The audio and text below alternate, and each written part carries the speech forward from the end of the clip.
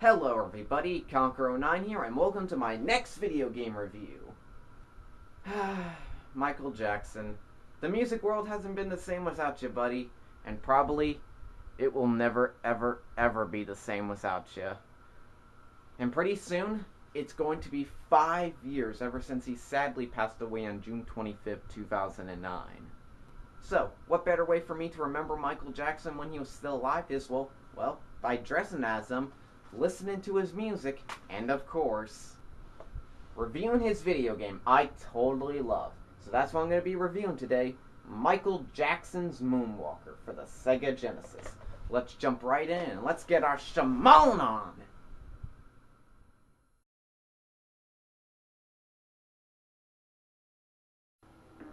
The story of Michael Jackson's Moonwalker basically follows the smooth criminal part of the Moonwalker movie, where Michael finds out that an evil drug dealer called Mr.Big, played by Joe Pesci, wants to kidnap children, give them drugs, and take over the world. And he has also kidnapped Michael's little friend Katie. So it's up to Michael to put an end to Mr. Big's evil plans and rescue Katie. But Mr. Big's gonna make sure it's not gonna be easy, because he has sent out his machine gun henchmen to find and totally annihilate Michael out of existence. But, little do Mr. Big and his henchmen know, is that Michael Jackson's actually a futuristic robot from another planet, who can transform into a car, a giant battle robot, and a spaceship, with the help of his lucky shooting star. Okay, to be perfectly honest, the story isn't anything spectacular to write home about, and it is a little bit on the cheesy side, but hey, in the end, it still gets the job done.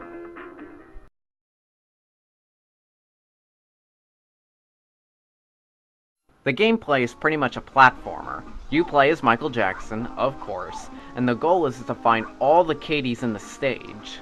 And they'll pretty much be hiding behind doors, windows, bushes, gravestones, and cars. Now, some of them will be out in plain sight, but a lot of them will pretty much be hiding. And when you find them, and if you're also pretty low on health, they'll give you some of your health back, and this is the only way to restore your health if you're pretty low on health. You'll also be fighting and taking out bad guys as well, as they try to stop you from finding all the Katies in the stages. The enemies you'll be fighting are smooth criminal-like enemies, street punks, guard dogs, Mr. Big's machine gun men, and of course, zombies. Hey, it can't be a Michael Jackson game without zombies! You'll also be fighting cats, spiders, and birds. Yep, cats, spiders, and birds. I ain't got nothing else to say. Alrighty, time to talk about the attacks. Michael can kick pixie dust and also shoot it out of his hand if he's ducking or doing a jump attack. He can spin, and if you hold down the spin button long enough, he can make all the enemies on screen dance along with him.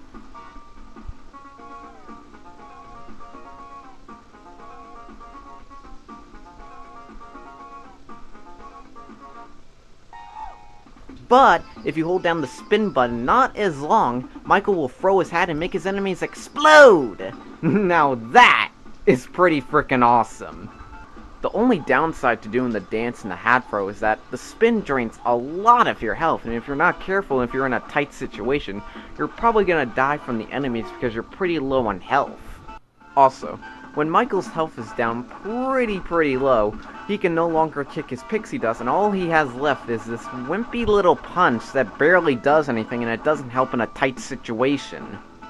So use your dance powers wisely, or else you'll probably die.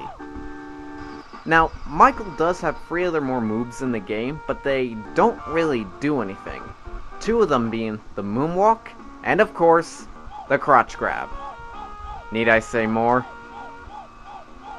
You can also be Robot Michael Jackson in the game, but how do you do that?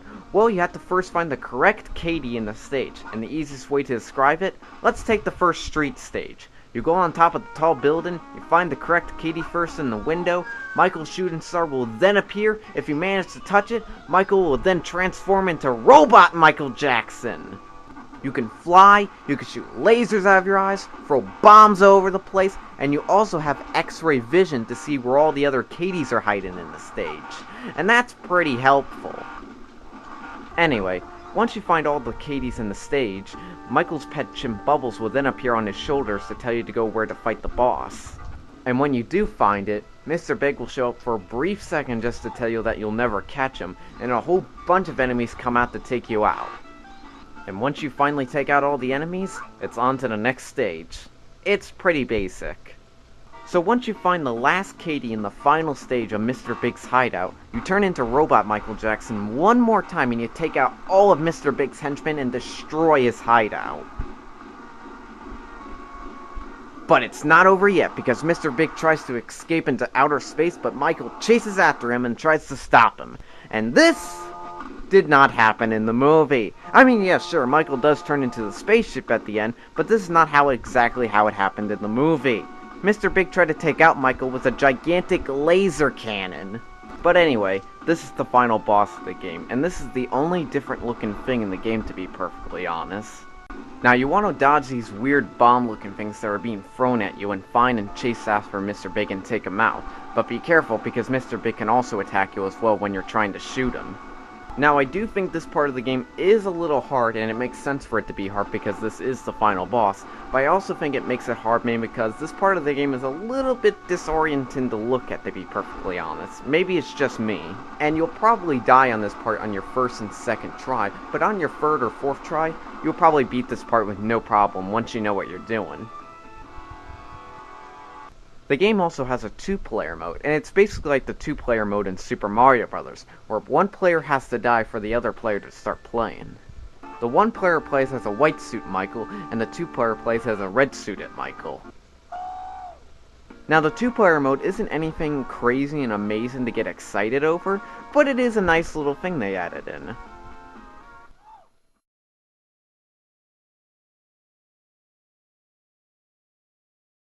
Alrighty, time to talk about the good stuff.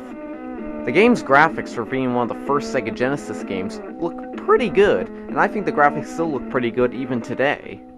The game's music is just great. The game has great 16-bit versions of some of Michael's most famous and popular songs. Beat It, Another Part of Me, Billie Jean, Bad, and of course, my all-time favorite, Smooth Criminal. I also really like the final boss music where you're fighting Mr. Big in outer space. It sounds both intense and epic in my opinion. I also really love the idea of taking out your enemies with the power of dancing. Heck, even the spiders and dogs dance along with MJ. That's how powerful his dancing is. Now, even though the moonwalk doesn't really do anything, it does make you walk on these moving conveyor belts much more faster. I don't know why, but hey, it's still awesome! Same time, who doesn't love playing as a robot Michael Jackson? That hands down pretty much just screams awesomeness. Alright, that's enough of the good stuff, time to talk about the problems I have with the game. My least favorite stage would have to be the second graveyard stage. Now why is that? Because this zombie boss is so freaking hard. Because you got a lot, and I mean a lot, and I mean a lot of zombies coming from both sides of the screen, ready to kill you.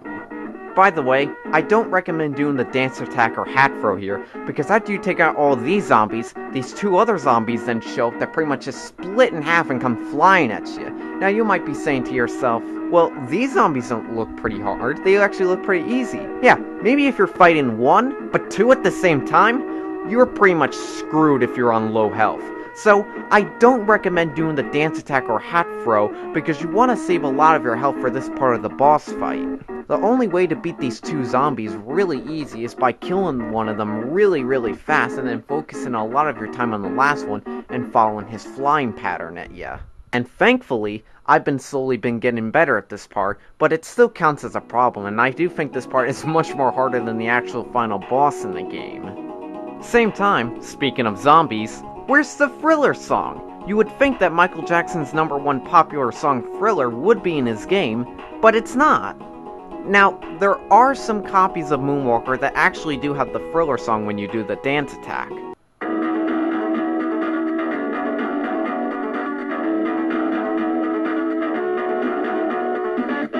But a lot of copies, like mine, don't have the Thriller song. Now, why is that? Well, from what I've heard, there were some copyright problems that were going around with Thriller at the time. But still, no Thriller song is still kind of lame.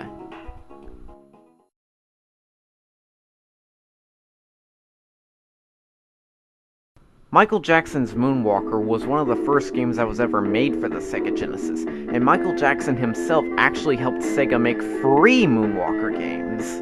One of them being an arcade game that was a free-player beat-em-up with little comic book-like cutscenes. Now, there is another Moonwalker game that's for computer systems, but that game wasn't made by Michael Jackson or Sega. It was actually made by the British company US Gold, and the less I talk about that game, the better. Michael Jackson and Sega continued working on a couple of more things together, and Michael Jackson originally did the music for Sonic 3 and Knuckles. Now, from what I've heard, originally there was going to be a sequel called Moonwalker 2, but it was cancelled. Probably due to the, child molestation thing that was going on with Michael at the time, so that may explain its cancellation, if there ever was a sequel planned to begin with.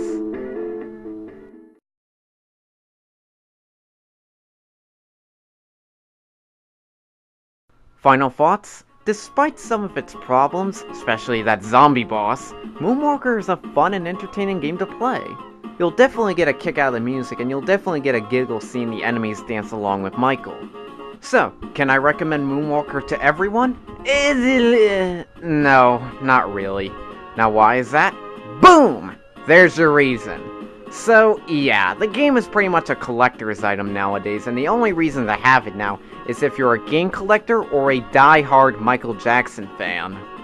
But, if you can find this game for a pretty good cheap price, or even for free, in fact that's how I got my copy of the game, then I recommend picking it up. So in my opinion, I give Michael Jackson's Moonwalker for the Sega Genesis a 7 out of 10, with the title, You've been struck by a smooth criminal. Hey, I couldn't help myself. So anyways guys, don't forget to comment and thumb up this video if you really like it, and please stay tuned to see more video game reviews in the future. So, this is Conkeronine signing out, and stay cool everyone.